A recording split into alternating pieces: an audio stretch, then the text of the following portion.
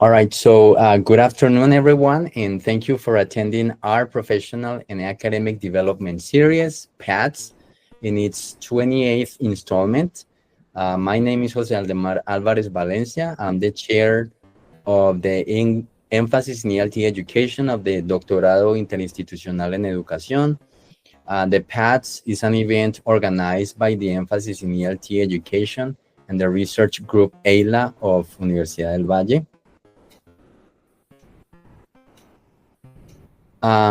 Today we're going to hold a panel that we have titled Ethical Issues in AI, and we have invited three distinguished colleagues who have been working on the topic and who I would like to introduce now. First of all, we have Rodrigo Rodríguez, who is an assistant professor in the Department of Foreign Languages at Universidad del Norte.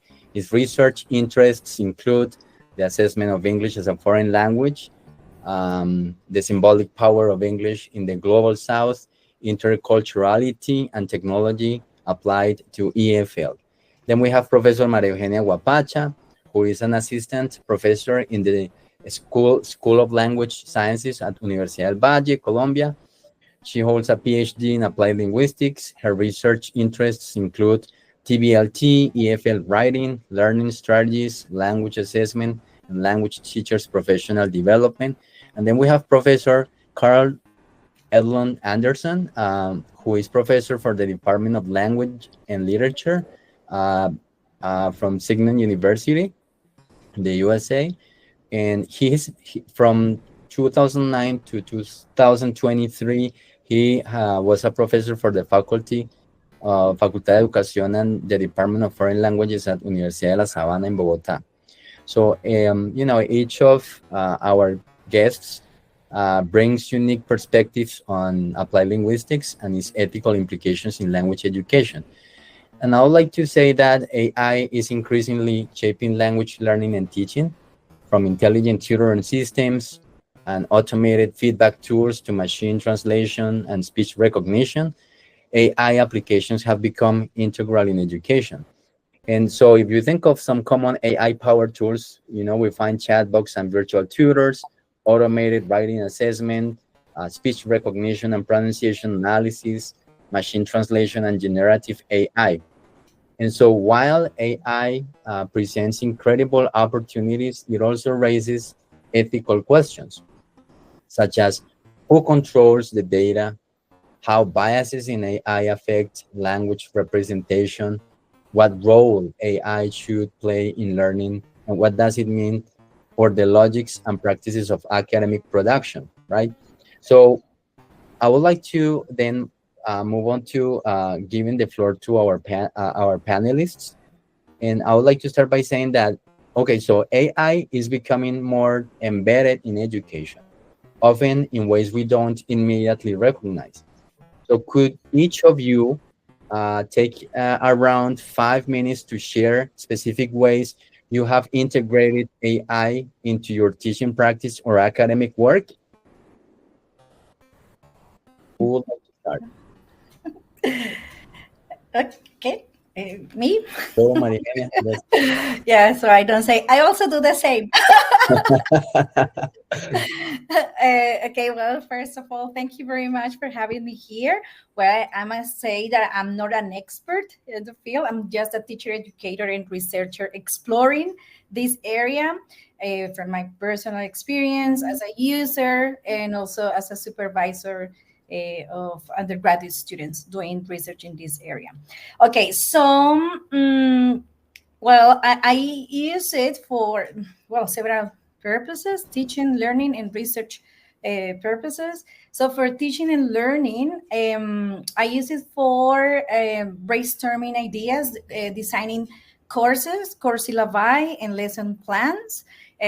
So I find it very useful for giving ideas and suggestions on how to create a course, the content, such as the objectives, the methodology, assessment tasks, and also to provide timelines or timetables, right? Timetables according to the content and the length of the course. So I find it really useful in that sense. And of course, we have to edit adjust that proposal to the context and the students' needs. I also use it for marking to assess my students' outcomes, especially in the research course where they produce research proposals. So I use it as a second coder to validate my ratings, because that's part of the validity and fairness of writing assessment or language assessment, to have a second rater. And in the classroom, we don't usually have that, right? We don't ask a teacher, a colleague, to double mark our students' works. So yes, I take some of the proposals or the students' writing and ask ChatGPT to give me some ideas on the aspects the students should improve. So I use it as a validator, let's say. Also for rubrics generation, to assess different kinds of outcomes, presentations, written work, as templates for writing for my students. So the same way we use Google to search for templates like request letters, complaint letters, and then you just complete the information. I also give those prompts to my students so they can give information about the context or something, and they use ChatGPT like as a template, because ChatGPT it's like a fill in the gaps exercise. So you give the information and then it populates the template with your information. I especially use it for producing consent forms. So I teach my students how to write consent forms in that course. Well, also for proofreading my students' work. And for research, I use it for proofreading my own articles, my own work. I think it's very useful. It helps me make my writing more concise, succinct, and identify grammar and spelling issues. I also use it for validating the interpretations of my findings, of my students' findings. So, well, the first step that we follow is to, well, have the results. And then with my students, we interpret the data and the results. We come up with some implications. And then we ask ChatGPT, we give the data and ask ChatGPT to give us some suggestions, some possible interpretations based on the data and also on the context of the research. And in that way, we validate our interpretations. And of course, we also borrow some ideas. But we acknowledge that in the ethical part, in the methodology. Because it's like asking a friend, right? Or another colleague, okay, I have these results. How can I interpret this? And that person would give some suggestions, but we don't write, oh, I talked to my friend and he confirmed my interpretation. Or we do it when we have a second coder. Yeah. But yeah, we don't include many people that give us suggestions, right? Okay. And finally, so that's for results interpretation and also for visualizing data. Sometimes we struggle to present the results and we have tables or graphs, but ChatGPT can give you some ideas on how to display your results. So for visualization of data as well, reviewing as a second coder, for literature reviews, for designing research projects, also to get suggestions from ChatGPT, how to research a topic from different perspectives, from a qualitative, quantitative, and mixed methods perspective. And we can get some ideas about the research questions, the methodology, the participants and context that we require. And for checking references in API 7 style. So I use it for many, many things. Very useful. Thank you, Maria Eugenia. Thank you. Oh, there's so many ways you can use AI. All right, let's listen to Rodrigo. So I teach a class to pre-service teachers here in Barranquilla. And what we do, I use it mostly for assessment, for my assessment class. And this is just like, as Maria Eugenia was saying, this is like, we use it more or less for reliability purpose at that moment, because Mhm. we design items, we design different kind of items, and this has like twofold purpose. The first purpose is that they have that level of as she said, like somebody helping them, like kind of a friend who's there like to provide them with feedback. But also we do like in class practice for them to see, how they can actually take advantage of the new technologies to develop items, because item writing has been historically a task that is kind of a burden, and you need a big team, and you need a lot of money, and you need a lot of time. And this definitely reduces the amount of time and people that you need for that. You still need a lot of knowledge. Mhm. So I am not in like in the last 2 semesters, the adaptations that I have done to my syllabus is, instead of like developing only items based on theory, is see how we can input that theory in the chatbots that are used um, commonly, for free, and how they can actually develop items based on that. Because one thing that we realize is that chatbots are not great at developing items on their own. So we have to tell them how to develop those items. So this is how I bring like the two words together. I give them the theory, like how to write a question, or what we want, like distractors and all that. We are talking about multiple choice or of that sort. But then if I just tell like ChatGPT, like write a multiple choice item with, and then it's gonna do it first with like 6 alternatives. And then like, okay, then I have to say, do it with 4. And we discuss the reasons why 4 is kind of okay in terms of reliability. And then some distractors are longer than others. And part of the theory is that all distractors should look plausible, of similar length. So we just input all that into the prompt. So we bring like all theory. And then when we finally have like a good item, and we feel that it's a good idea, that is when we actually start developing 10 or 15 items that go in the same way about a certain passage. So we just use it to potentialize a little bit whatever we are doing with the theory that doesn't go away, and for which AI is not quite there yet. Not even in the, I think there are some chatbots or some applications that are paid, that are only for teaching purposes, that can help you with that, but they are like, Mhm. like $40 a month. They are not cheap. So when we are using free resources, and to be honest, like I really like to do that with the free version, even like if the university pays for a subscription here, I don't use that one. In class I use the free version, so they, most of the times they are going to have access to that one, so they know how to work with that. I also, in assessment, I use it for passage creation. So one of the things that is going to do a lot is potentialize. Like I always say, like before I had like this bank of prompts that I had for writing essays, different type of essays, and I watch over them with my life. I was like, oh, this is like my treasure. I should never reveal this to anyone. And these are like the best prompts, and these are the ones that work really well for this, or what kind of item I want to develop, or what kind of essay I want my students to write.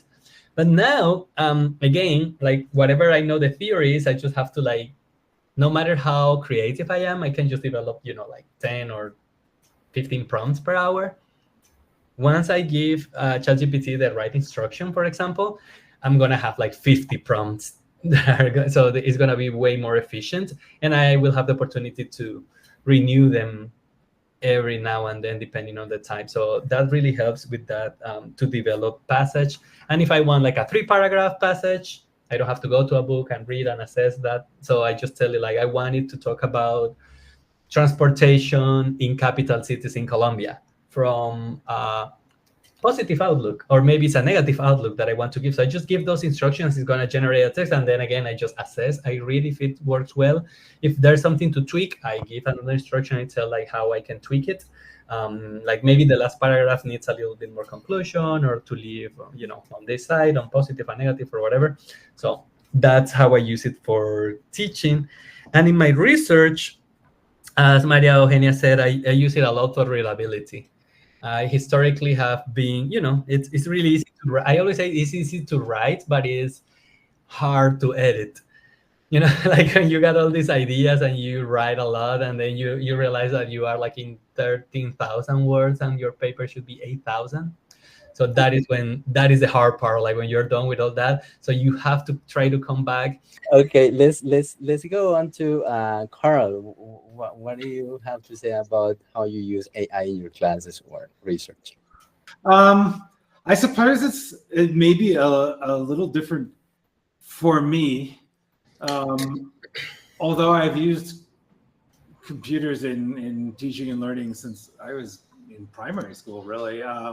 Although not that much then, but I've used computers since high school for writing and doing my own assignments, and then for preparing materials and all like that. The kinds of things that I do, I don't necessarily use AI as much for my own materials, because I feel like AI is not quite caught up with me. But my students, on the other hand, they haven't been doing this for 40 years or 30 years or whatever it is. And I have a very wide range of students. I have students who are 30 years younger than me, and I don't think there are any who are 30 years older than me, but some of them are close to 20 years older than me. So some of them live and breathe at this point. They've already grown up in the last few years. They finished high school. They went through university with ChatGPT and AI. Others are, even more from a different century than I am. And often I wish that the older ones would use more AI tools and the younger ones would use less. But I'm very conscious of how they might use them, and I give a lot of suggestions to them. And I there are some things that some of you have already mentioned that I think are useful.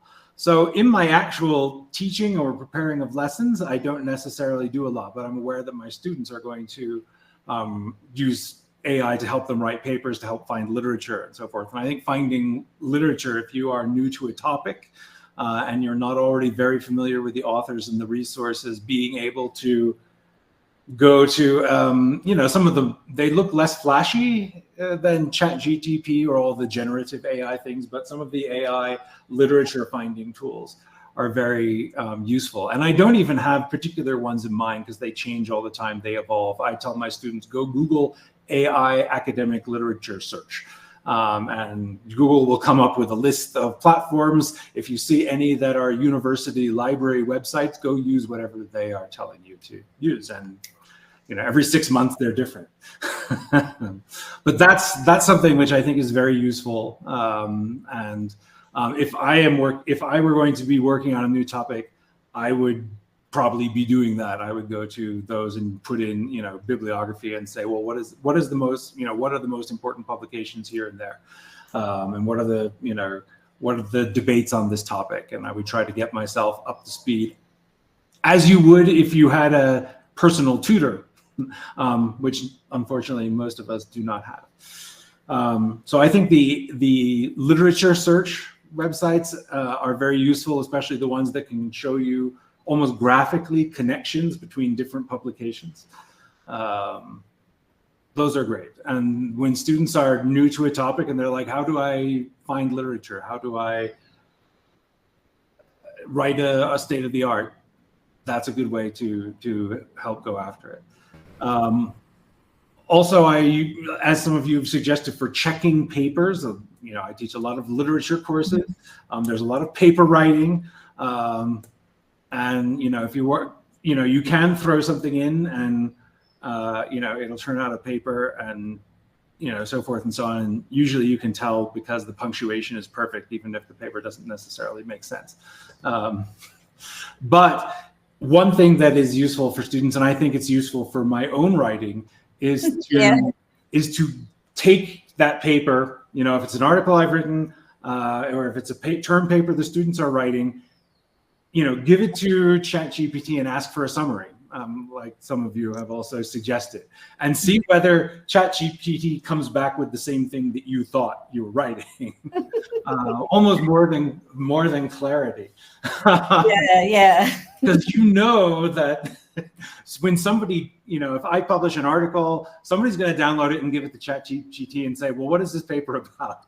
And I want to make sure before they do that I know what's going to come out. So that can be a useful thing. Obviously, that's also useful if you're new to a topic, you've done that AI literature search, and you've got now 50 articles. Ask for a summary. Not all articles, especially in the humanities, not all articles have abstracts. So. All right. Thank you very much. I think you're giving very good ideas on how to use all of these AI tools. And I particularly want to highlight what Rodrigo said, how it is far from perfect, but it does potentialize, a lot of the work we do at the level of lesson planning. And what Maria Eugenia said, marking, I've never thought of using any AI tool for marking, for grading, but yeah, it could be done. And I was thinking of something that I do myself, which is when I plan and I don't understand, I go on to say, hey, explain this to me. And so then I say, okay, I don't understand your explanation. Can you imagine you are explaining this to a 15-year-old in 6th grade, and it starts, sort of like giving you basic explanations until you get it, You're like asking, okay, can you explain the theory of relativity to a level, high school student? And so it would start, phrasing it in certain ways that is really easy for you to understand. So it's very useful for us, but you can also suggest students to do the same. Well, I use a similar strategy as Rodrigo, but with a different approach. I use it for creation of materials, but I prefer to use authentic materials. So I take the text, the news, the reports, and then if it is too complex or complicated, I ask ChatGPT to make it readable for beginners. Yeah, because we use that approach for practicum, for my students' practicum. They were, and also for the language teaching methodology class, students were relying so much on ChatGPT to produce readings. And I said, well, but there is a lot of authentic materials. So why are you asking ChatGPT to create a text about Colombia when we can use, any blog or whatever? And then is when I see an ethical issue there, because we are promoting the use of authentic materials, reality, and all this, but we are asking ChatGPT to produce a text. And so we have to cite ChatGPT, and we are not acknowledging the work of authors, other people, right? But I asked ChatGPT to make it to the level of students, and also to give me some ideas on questions, multiple choice questions or open-ended questions. But I have identified that is not very reliable at that. I must mention that it's not really reliable at discriminating among several levels. So, like if you say like write this text or turn this text into a B2 level, it's not, it does an okay job, but not a great job. Like if you put it through an actual readability evaluator, or like, one of those indexes like Flash Kincaid, or, the text evaluator from ETS, it's not going to agree all the time. So, no. And I always say this, and it's good that you bring this up, because ChatGPT was not created for educational purposes, so we are using it in one of the ways that we think it is, but like, I don't think it's so far up to last week. I don't think it had been like actually training what the server levels are, and the way that we use it in terms of like 1K, 2K words or something like that, like whatever readability measures we use for that. So that is another thing that you mentioned there, like, that we have to keep in the lookout for like always confirm and always go to other resources just to make sure that the text is at the level that we intended it actually to be. Okay, yeah, for the record, most of the things we've created are not for educational purposes, but we teachers want to put our hands on everything and pedagogy. Right. Yeah, that's true. All right, we're going to do the second part of this meeting. And I want to go on to the ethical considerations in AI integration. And I would like to I would like you to address some particular questions about AI and ethics. And in for these questions, not all of you have to participate if you don't feel it's necessary.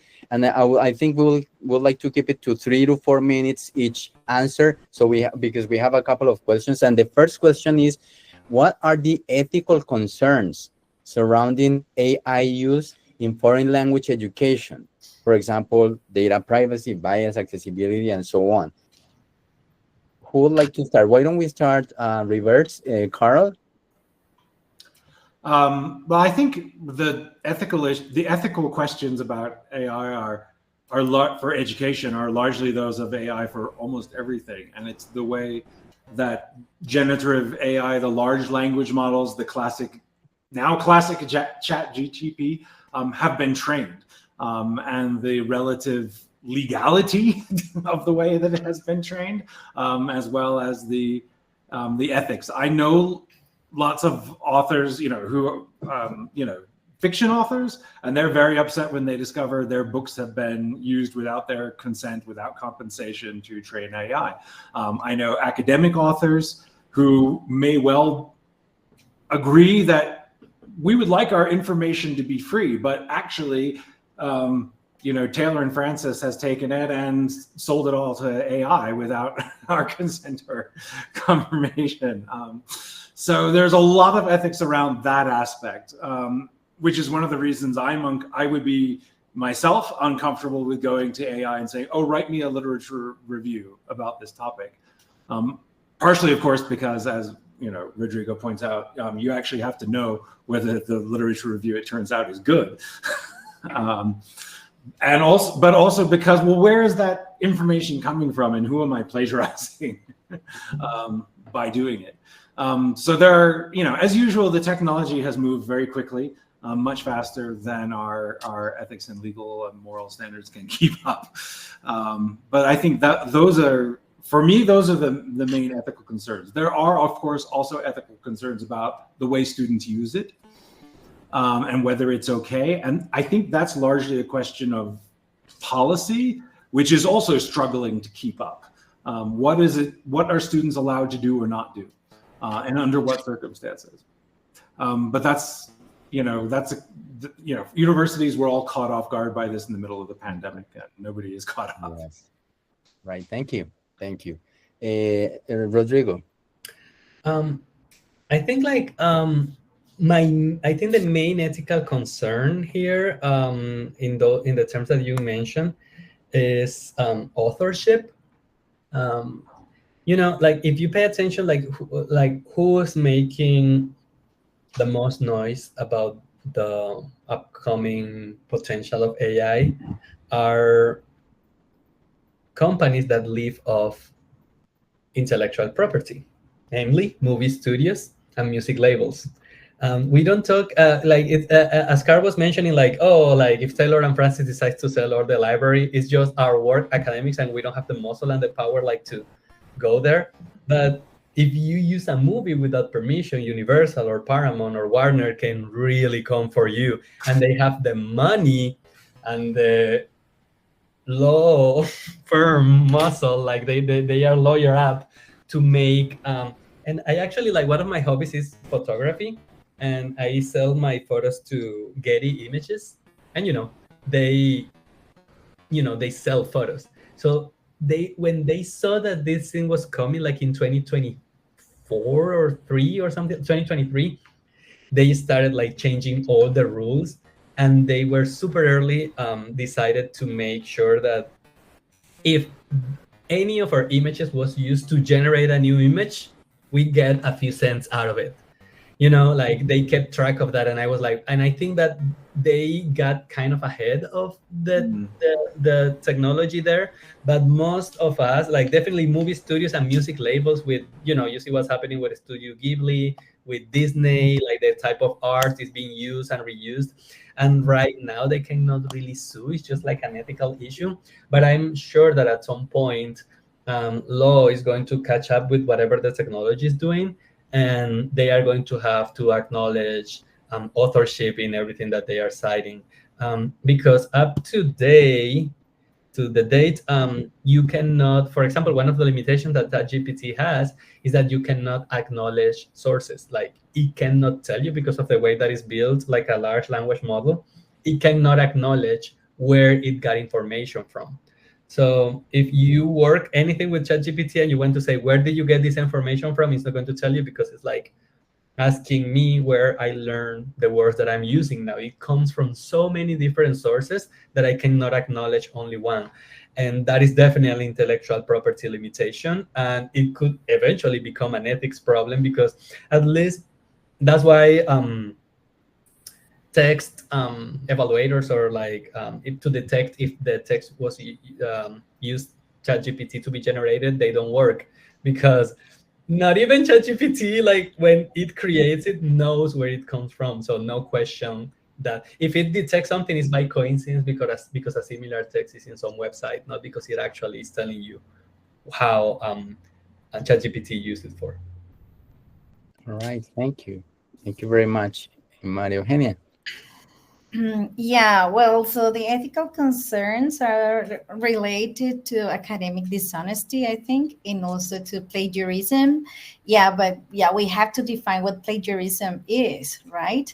For example, Carl was saying, I use it for proofreading and improving my writing of the articles. So what if the editors just go through you use an AI assisted detector and say, oh, this was produced by the AI. But you said, no, this is my own text. This proofreader just gave me some ideas on how to improve it. It's the same way, the same thing that we do with human proofreaders, right? So we pay someone who proofreads our text, but that person doesn't have the right to claim that the text is his or hers. Or right? to keep it in their database. Exactly. Because which is the actual thing that is happening. Exactly. But the human proofreader keeps the text in his own computer. Yeah, but that person cannot claim that our work is theirs, right? So we say, Not well, legally. yeah, and I say, and we receive those suggestions. We say, okay, this is good. Or sometimes ChatGPT changes the ideas. Yeah, we say, no, this is not what I meant to say, or now I just deleted some important ideas. We have to edit it, right? So that becomes our own production. Yeah, but who can tell the editor or the teacher, oh yeah, this is mine, I just use this as a proofreader to assist my writing? So how? So the way that we just what we can do is to acknowledge that we use a specific AI to improve, and what to improve, to what extent we use the AI. So we have to acknowledge, the same way we acknowledge some sources, authors, citations. So we have to acknowledge the use of AI in our work. So to lower the risk of unethical concerns and issues. Mm-hmm. I that's what I was gonna say in the first part. I opened here because I wanted like to read it verbatim, the Declaration of Generative AI and AI-assisted technologies in the writing process, for an article that I sent in October last year. Job. Okay. So I was like, oh, I'm going to do this more. I didn't put like the whole thing. I did like paragraph by paragraph in certain sections that I thought that needed help. And I checked with the journal if they were okay with that. And they say yes, as long as you acknowledge it. And I am going to read this a 4-line declaration that I wrote for them, and which is actually the way that I use it. During the preparation of this work, the authors used ChatGPT in order to improve readability. Every piece of the output suggested by the AI tool was reviewed and edited by the authors as needed, and they take full responsibility for the content of the published article. Once the final draft of the manuscript was finished, it was copy-edited by a human. So, and they were okay. Now it's in its second revisions. Oh, well, that's a good disclosure. Assistant. Did you all write it down? This year, yeah. That's an interesting requirement, though, because I'm sure that, I mean, AI is a very small term that covers a very large number of things. And I'm sure most of us for many years have used spell checkers in our word processing program, and many of us probably now use Grammarly, which is essentially an AI tool. So, at what point do we say, well, I use the spell checker and I discovered I spelled the wrong, and I have to put a disclosure for that. That sounds ridiculous to us. But one of the ethical problems is, at what point do we decide that we move beyond the spell checker, which everyone accepts? I think they say generative AI. They currently draw the line at creation. Like if we use it for editing or for like assistance, they are fine. But like you cannot say like, oh, I asked ChatGPT about which methodology to use based on the data, and it suggested me this, and I think that's where I was tired and I asked it to write the conclusion. Right.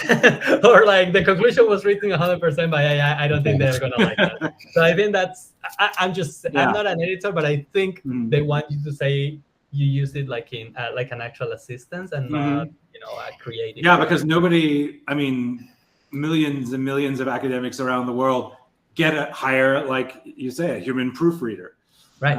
Multiple human proofreaders, or the editing house, the publishing house has its own proofreader.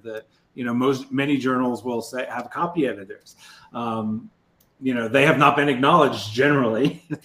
Yeah, this is particularly useful for L2 English speakers, like of course, that hits a chord differently because, like even if you have it copy edited later, like whoever copy edits is going to have an easier job than if it were without revisions first.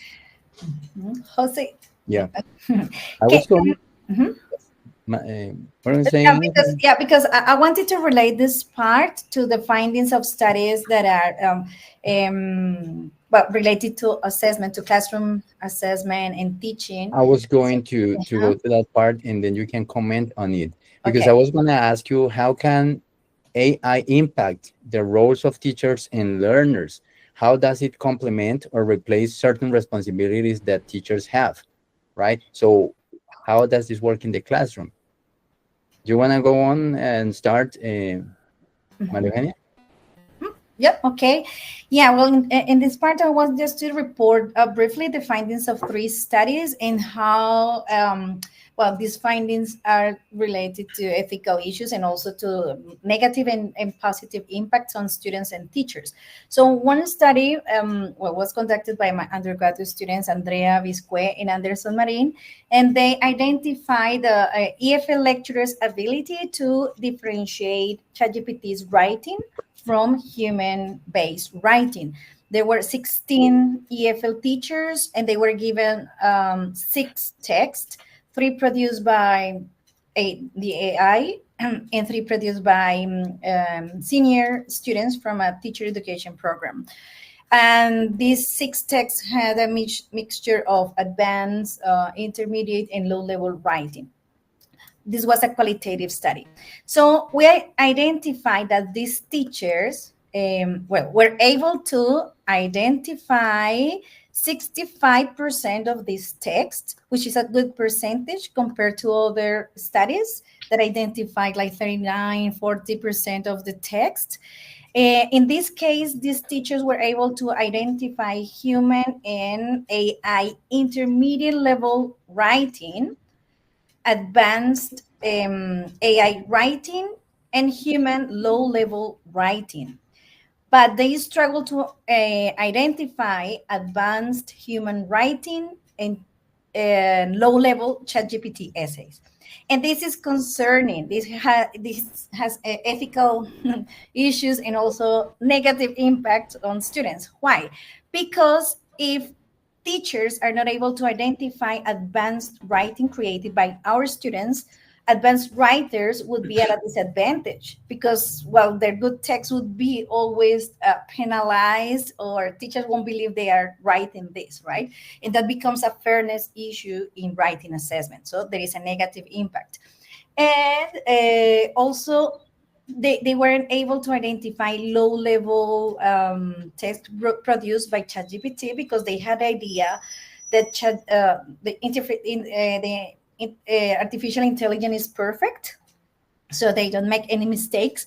But what teachers overlooked was that students can write prompts that asking ChatGPT to simulate or create low-level writing, introducing some mistakes, vocabulary mistakes, grammar mistakes, spelling mistakes.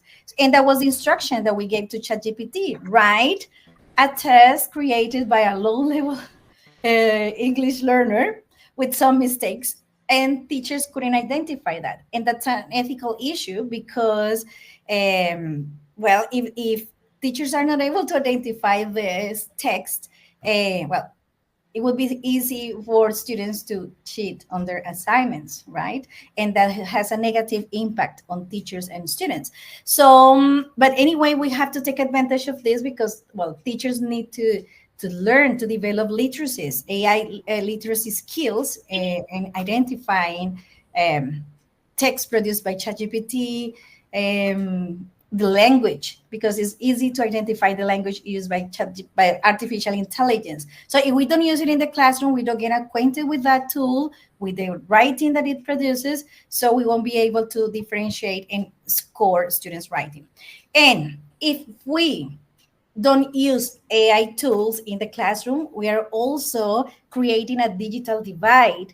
We are putting some students at a disadvantage too, right? Because some students like to use advanced technological tools, and other students need to learn how to use these tools as well. So if we don't implement technological tools in our classroom and we don't teach students how to use them for academic purposes, we are also risking learning, well, affecting learning, the ethics that they need to learn.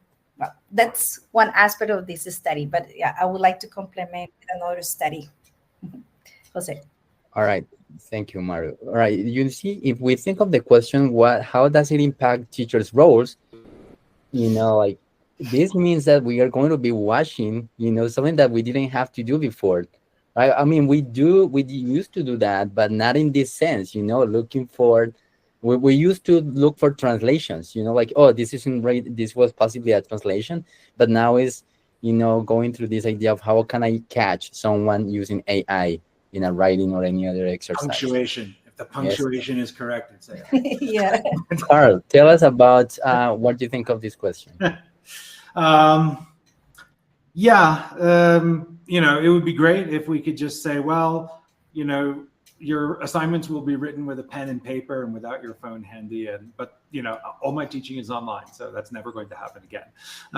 There are kind of two issues here, and they're related, but they're different. One is the need for teachers to treat students fairly and to assess fairly, and to know what students are doing in order to help them. And there are many good ways that students can use AI and many bad ways that students can use AI. The other issue is nothing really, well, it's only partially to do with AI, but student use of AI is kind of a symptom. It's having students who are, more willing to cheat than to learn. There have always been those, but AI makes it very easy and very tempting. And that creates the more possibilities for problems than we might have otherwise had. But those are, I think, two different problems. One is the teachers trying to understand what students are doing and trying to help them. The other is, how do you convince students that there's a way to use this to help you learn to do things better? And there's a way to use this tool that will prevent you from learning things better. And I'm not sure, I think the teacher side is to some extent easier because we're teachers and we can come up with tools, and, there's always been a technological arms race in, student honesty issues. Students have been cheating since, the Bronze Age and will continue to do so in the future. And teachers have been trying to prevent them.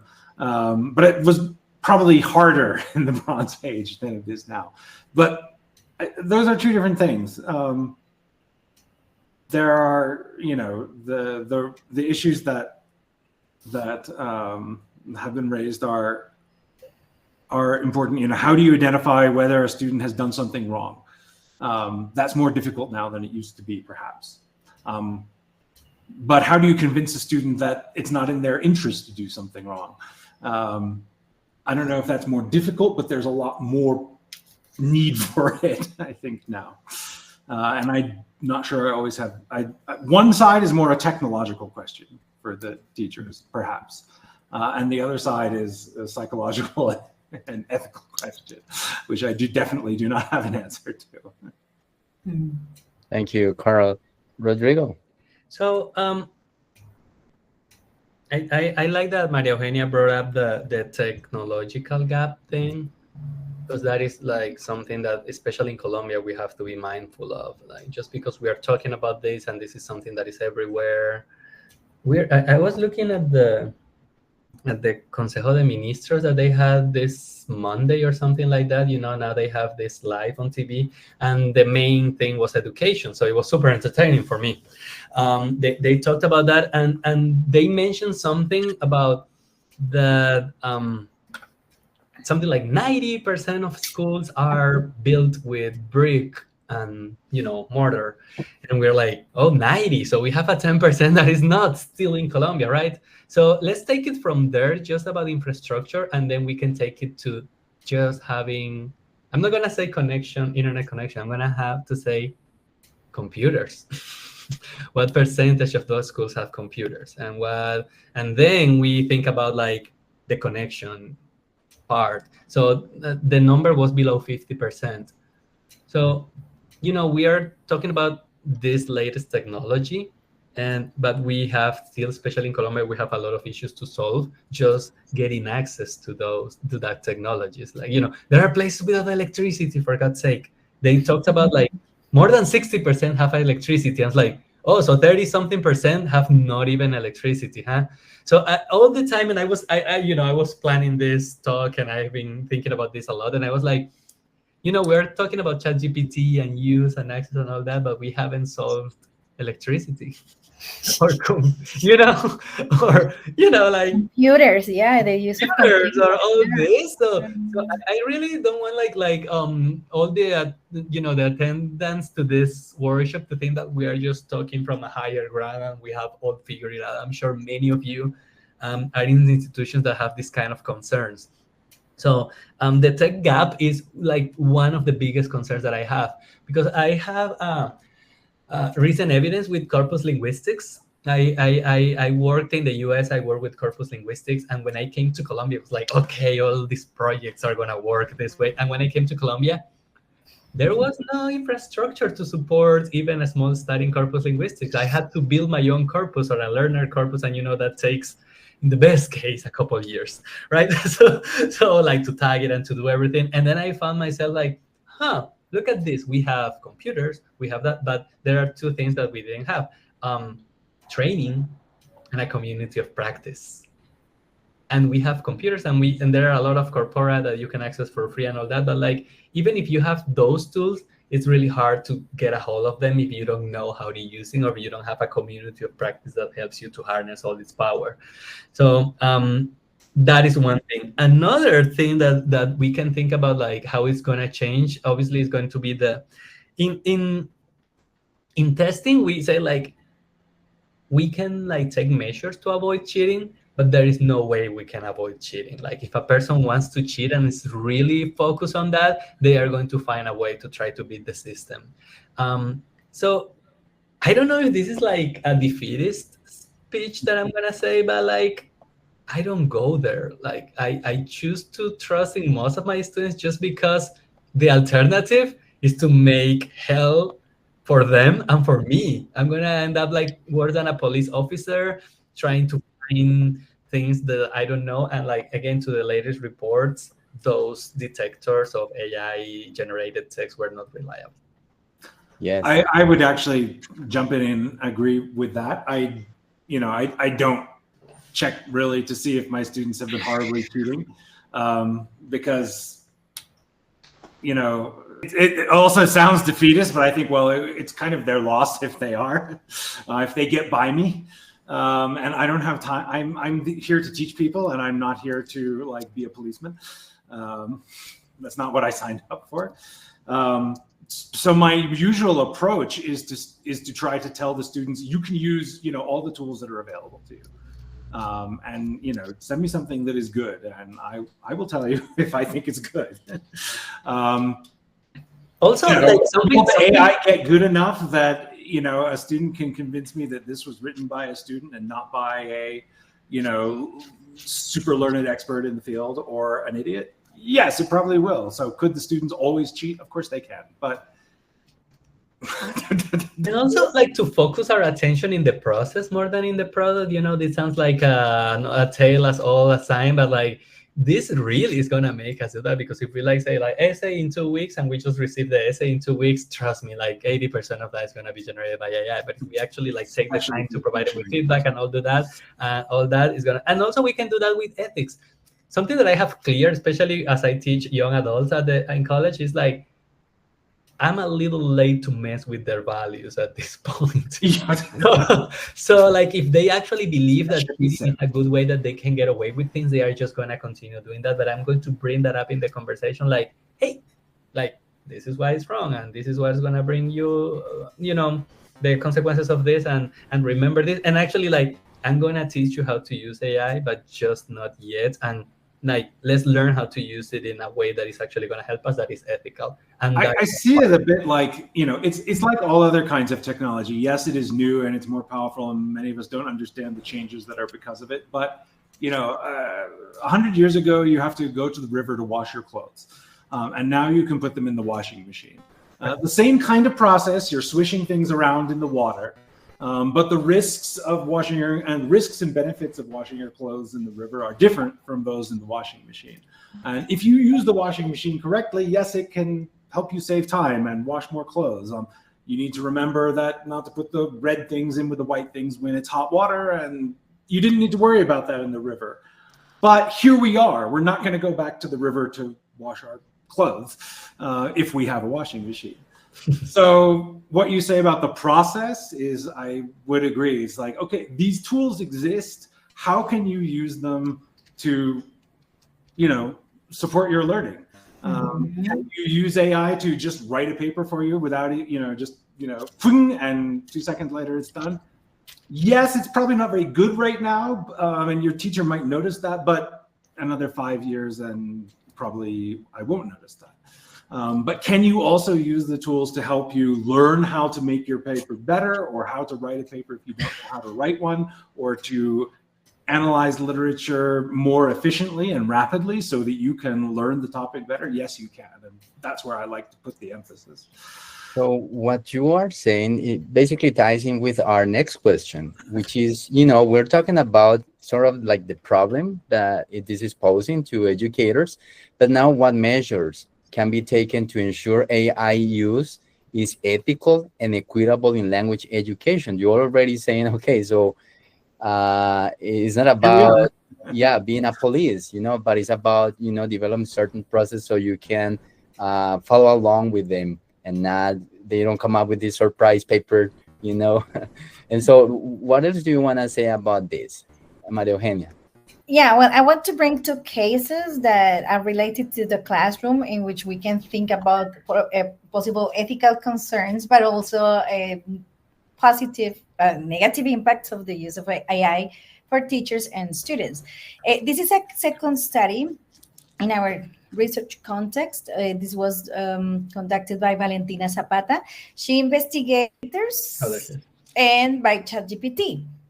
So she analyzed the global and analytic scorings by, these two kinds of raters, human and e-raters. And we had 208 texts produced by advanced writers. This was a quantitative study and also a correlational study. We identified statistically significant differences between those scores. So teachers were more lenient. The scores given by human evaluators tended to be higher than those given by ChatGPT. So we had all the scorings of the teachers and all the scorings of ChatGPT. We compared them, and yeah, the results were that we are more lenient towards in assessment. We are more lenient in rating students' writing. And the greatest disagreements were related to structure and coherence.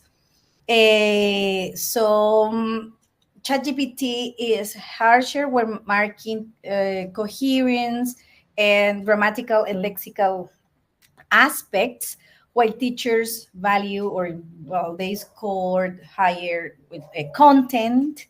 Content is more valued by teachers. And what is the ethical issue here is that, well, let's say that teachers say, okay, I'm going to use ChatGPT to mark all my students' writing. We will have a problem here because ChatGPT will focus more on grammar, lexical issues, and students will get demotivated because they will say, okay, I'm always get bad grades because of my grammar, and what about my content, the structure? So that brings a negative impact on students. Of course, it could be very positive for teachers because it could be a kind of reliever. You just give ChatGPT your text and mark, but no, it's not ethical. And well, the implications here is that we need to have a balanced feedback, so we can use ChatGPT to compare our ratings, to see how harsh, how lenient we are. Yeah, but we cannot rely on the artificial intelligence for this purpose, because previous research has identified that ChatGPT focuses more on lexical aspects. Well, and the third case, this is the last case, it's a comparison of ChatGPT's lesson plans and pre-service and in-service teachers' lesson plans. So we also compared the structure, the components, and the methodology in these lesson plans. This was a qualitative study with a small sample size. We had 21 lesson plans to analyze, 4 by ChatGPT, 12 by pre-service teachers, and 6 by in-service teachers, 6 lesson plans. So we wanted to compare the components. We identified similarities, more similarities than differences in the structure. So they have the introduction, the development, and the conclusion or closure. But ChatGPT produces or implements more a skills-based approach in the PPP approach, presentation, practice, and production. Well, it has a communicative approach, but it prefers the PPP structure. Whereas teachers implement the TVLT approach, so both pre-service and in-service teachers. Pre-service teachers recognize the benefits of AI, while in-service teachers, they didn't rely so much on the AI. Well, and this is, probably because pre-service teachers are still getting experience. They need to get some ideas from websites, from the AI to plan their lessons. And experienced teachers, prefer to follow what they usually do. And this brings also ethical concerns if we teachers rely so much on the AI to plan our lessons, because they won't be contextualized, they won't address our students' needs, or it wouldn't be related to our context. But, anyway, we can get some benefits of some ideas from ChatGPT. And something interesting about this research is that we identified that ChatGPT produces lesson plans with differentiated instruction, and that's something that we didn't find in the lesson plans produced by teachers. So the AI, it's incorporating these new trends while teachers still don't implement them. And that's positive because teachers would be curious about that approach and start implementing differentiation in the classroom. Mm-hmm. Maru, you know what? You point out something very interesting, because most people are always thinking that The ethical issue only applies to students. Like you're the ones breaking the rules. Exactly. You're talking about fairness. How teachers using any AI tool for planning, grading, or doing whatever for the classes may indeed, be unfair to their students because of trusting so much on AI, capacities and so on. So, Carl, what is in your mind about this? Honestly, that is not something I had considered. Probably because I hadn't gone into it in much. When Maria Eugenia was speaking, I thought mostly about the interesting results of the way that AI and humans graded differently, as opposed to the way that teachers use it to plan lessons. Because I haven't used it to plan lessons. I'm one of those older teachers who does what they always does and goes back to the existing lesson plan and tweaks some things and rolls it out again 5 years later, and updates it. But I was fascinated by the way that humans compare to ChatGPT and the way ChatGPT. Did you say that ChatGPT grades overall lower and is especially harsh on kind of mechanical issues like coherence and lexical things and grammar? I guess that's partially because ChatGPT then doesn't have angry students and bosses coming to their office and saying, "Why did you fail all these students?" But AI at this point is also going to be better at those mechanical kinds of things, and that's one of the reasons. If ChatGPT or other AI tools are good at identifying lexical problems or coherence problems or just grammar mistakes, that's one of the reasons I tell my students, for heaven's sake, use a spell checker, use Grammarly, give your paper to ChatGPT and see if it finds those kinds of mistakes. Because the teachers, like you said, the humans want to focus on content, or they do. And I want to focus on the content. I don't, unless I'm teaching a grammar course, I don't want to be focusing on my students' grammar mistakes. I want to be focusing on their content and their ideas. Now, can ChatGPT, eventually fake their ideas and stuff? Maybe. But I want to focus on that aspect and not on the grammar. So in that case, I would say there's a positive. Please get the students to, check their grammar, unless it's a language course, obviously. But if it's if you're writing an essay, make it good.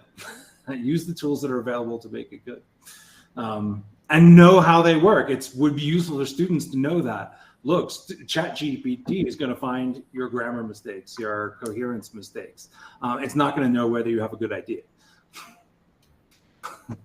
It's not going to know whether, I don't know how good it is at, rating the strength of your argument or something. But, yeah. Thank you. Okay. Rodrigo. I think there are two main things that I want to focus on how to ensure.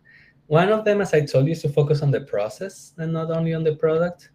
And the other one that goes across all the strategies that are used to kind of mitigate the negative effect that AI may have on our students is to focus on critical thinking. Those tasks cannot be imitated successfully by AI so far. I always say so far because this is going so fast. Who knows, like in 6 months, all this conversation we're going to have to do all of it evaluated in the worst possible way, right?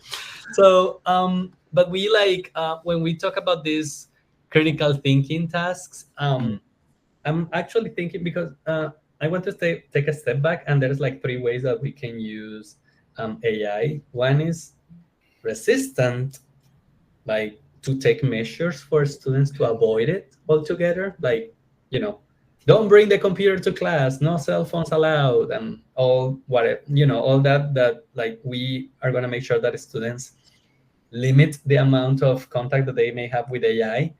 The other one is conductive, where we modify current strategies that we have and we take them a little bit further with AI help. And the other one is expansive. That is that we are doing things that cannot be done before. So instead of us giving the students I don't know, I'm sure you can relate to this, like choose a prompt from these three and write your essay about that, right? But now we just give them a prompt and ChatGPT generates 100 prompts and they can choose from 100, which was not a possibility before, because that would mean that we give up all of the prompts that we have collected up there the last 10 years or something, right? So, those are like the alternatives that we have. And if we focus on critical thinking tasks, for example, we can make more emphasis in unique world experience, like how this affects you, or like, because if you ask like how this affects you, like the AI is gonna say like it doesn't affect me because I don't have conscience or something like that. So it's gonna be really hard. They are going to spend a lot of time trying to get some sort of human reaction from ChatGPT. So it's better like to ask them like, what do you think about this in this way, or like something that is really related to your context. Unique world experiences, also project-based learning, which goes back to the point of process, constructed objects, individualized thought, incorporation of personal experiences, like, this happened, or you're teaching, I don't know, some historical event that happened recently. How did it affect you? Where were you that day? I don't know. Depending on how old they are, where were you when the Twin Towers, happen, or where were you when this political or pop event happened? Like here in Barranquilla, there was a canonical event this year that was the concert of Shakira. So everybody knows where they were when that happened. And I feel like, so I took like, did you go? No. Why didn't you go? So students were super enthusiastic just to write about why they went or why they didn't go. And, I really don't care about that, but I care about the language that they produce for that. And that is like a current event. And shall this be the opportunity to remind you that anything that happened before April 2023 is not included in ChatGPT. So if you ask ChatGPT to talk about things that are recent or local, obviously it's going to give you a hallucination. I don't know if you're familiar with that word, that is like, it's never going to tell you, I don't know, it's just going to come up with things that are invented and that it doesn't really know. So that is actually a really good way that we can approach, like relate old events to new events or things that are close to our students. Thank you. Yeah. So I want to, go back to what you guys said, because this question is very important for the audience, right? So some strategies you use to mitigate the possible the temptation to use uncritically this ChatGPT or any other AI. So you're saying, okay, so process-oriented approach, especially project-based activities. One is teach them how to use it properly, right? The other one is critical thinking, not only about reflecting on the impact of AI on their learning, but also on tasks that imply critical thinking, right? So that, as you say, the expansive view, Rodrigo, right? And then incorporating personal experiences in what you're saying. If we know what is it that ChatGPT can deal with in terms of the data that it handles, as far as what's happening recently or not, you can also use that to your advantage, right?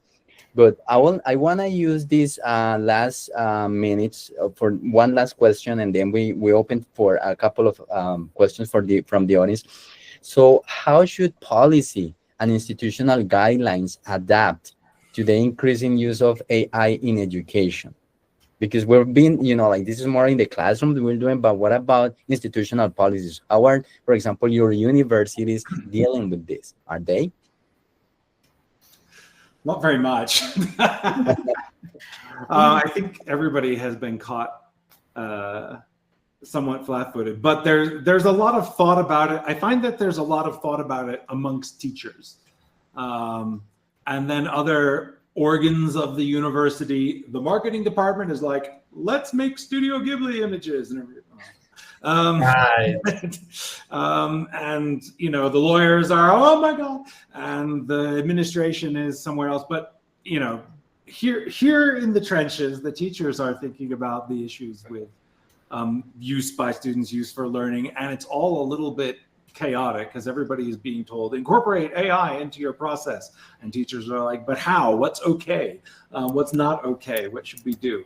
So I think actually if there are not committees of teachers or that include teachers, there should be, and there should also be committees that include students, because in many cases the students will be more up to date on what they can do rightly or wrongly with AI than the teachers will be. And the students are the ones who are going to be doing the processes. So I think everybody who's part of the learning process needs to be there at the tables. And it needs to be kind of a permanent committee because the technology changes so fast. So I don't think it's a thing where you can say, okay, here's the policy. It needs to be updated. Like all the time. Just like everything we say today could be wrong in 6 months.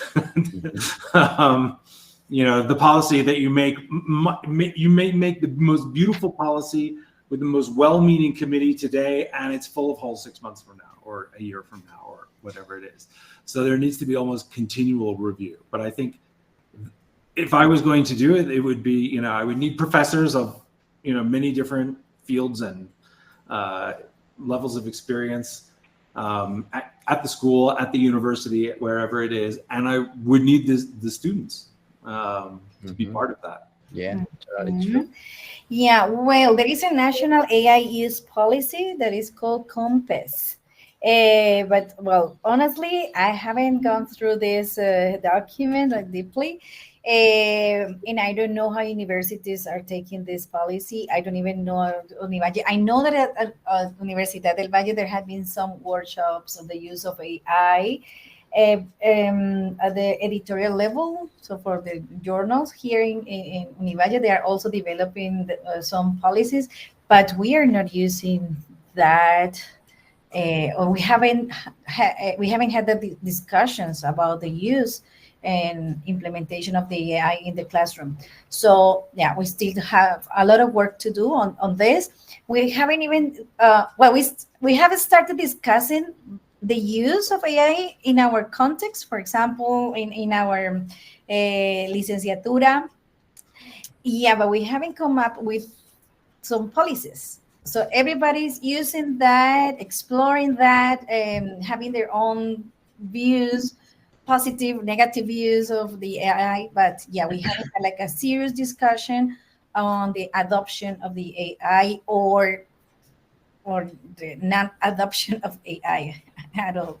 Yeah, so no. The policies that I use in my classroom and with my research students is that they have to disclose that in the methodological part of the research, and also at the end of the conclusions chapter. Yeah, they have to state how they use the AI, and well, I think that could become a policy for our program, for our university. Yeah, but yeah, we haven't had that discussion yet. Thank you, Rodrigo. I don't know if this is disencouraging or encouraging, but I just came from a conference last week, like an international, and all the world is with us. Like, we don't know what we're doing. Okay, I talked to people from Asia, I talked from people from Europe, I talked to people from Africa, and obviously from Latin America and North America. Everyone is exactly, I could like paraphrase what María Eugenia just said in many different ways. Like, we really don't know. And this is kind of like the zeitgeist of our time, that technology goes way faster than our laws. And that is like anything, like we just mentioned about AI images. We talked about the data management that social network has, or, all these things. We are creating laws like 3 or 4 years after these things happen. And whenever we create, like, let's not go that far. Like, even in Colombia, we were not prepared for delivery applications, or driving applications like, Uber, InDrive and all that. They came out, they are there, but we are still trying to create laws to regulate them, for God's sake, right? So we are not alone in this. Like, don't feel bad if your institution doesn't have that, because all teachers around the world are having the same thoughts. Now, based on theory, there are a couple recommendations that I can have. I didn't know about that document, María Eugenia. I just found it. It came out February 15 or something like that. I had no idea about that. So it's still good for a few months. Exactly. And I'm like other things, like Colombia is a great country on paper. Like we have that, and trust me, many countries haven't even started that conversation. So I'll take that. We are like a step in the right direction. I don't know how far it's gonna take us, but hey, we have that discussion at a country level, not only like locally, right? I give them that.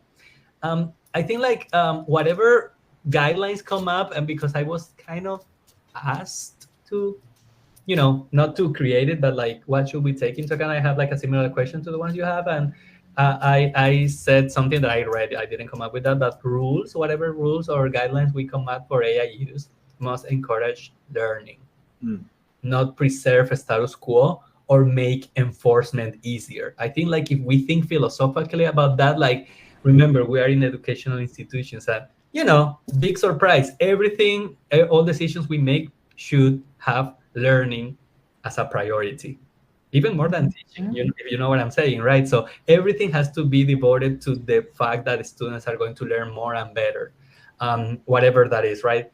And also we could have an official policy that is like informal language and enforced, but also we need like kind of heuristics, like things that are super easy and accessible for our students who are going to have like 3 or 7 paragraphs. Could be like at certain stages of the class you cannot use it if we go for that, right? But then you can use it at certain points, or you have to declare when to use it, and So I think like we cannot be caught up in the legal terms and in the formal terms. We also need like to bring that closer, not only to students, to teachers.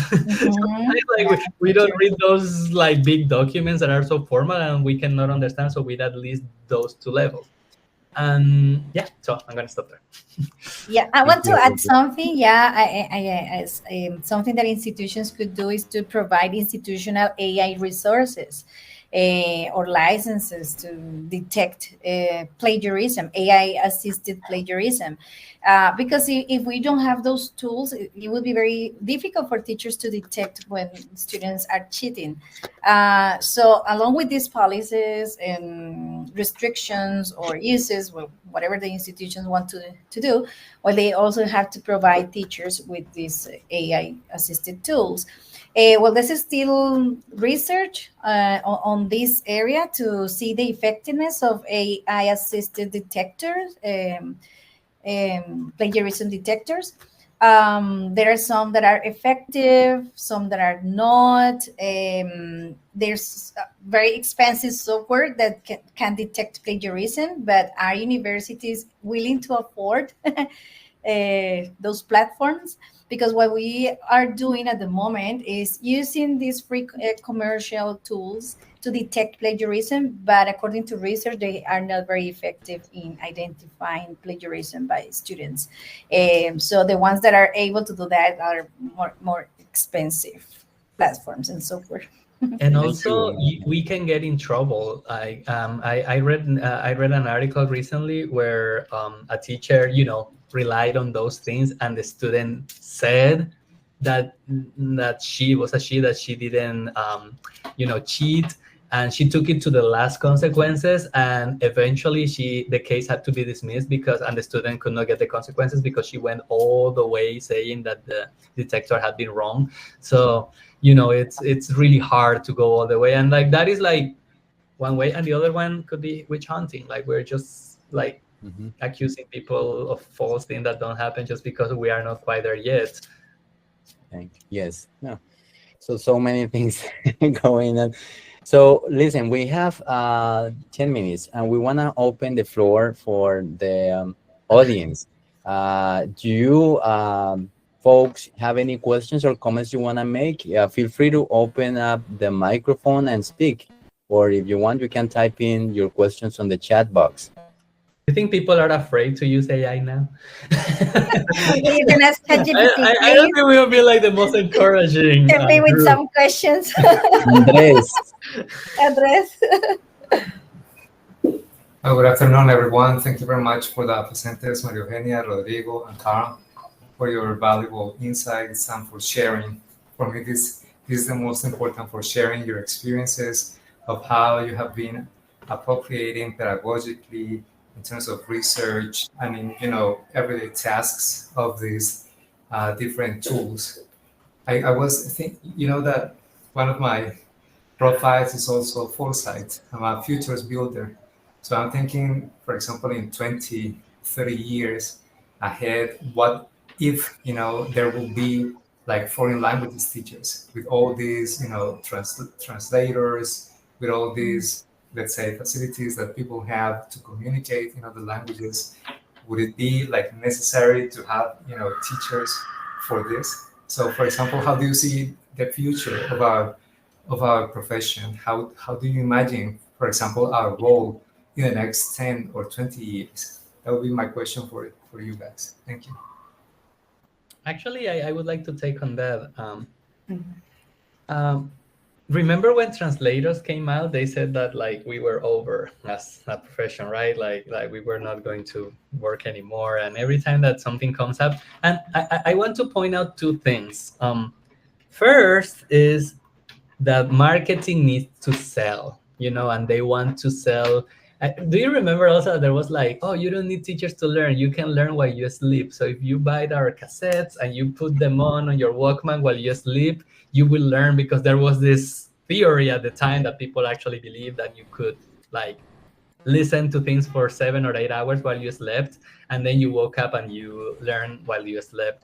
So I think like those theories that say that like teachers we are definitely going to change our role. I don't want to say like no, but I don't think we're going to disappear, because language is not just language as we know it. Like we are also culture, we are identity, being, politics, all that. And it's really hard to think about right now in ways that AI or any application or robot or whatever they develop can replace, or the multidimensionality of language, especially the cultural side and all those things. Because like, to be honest, AI is really stereotypical in the things that they develop. If you tell them to draw Colombian, probably is going to draw something really stereotypical, or an American, or and we are not quite there yet. So I think we also have to think about the functions, the communication, the play, the imaginative expression, the emotional release, all those parts that makes us humans. At least for now, AI is gonna have a hard time developing. About the code and the word and the lexis, I think that is going to be easier.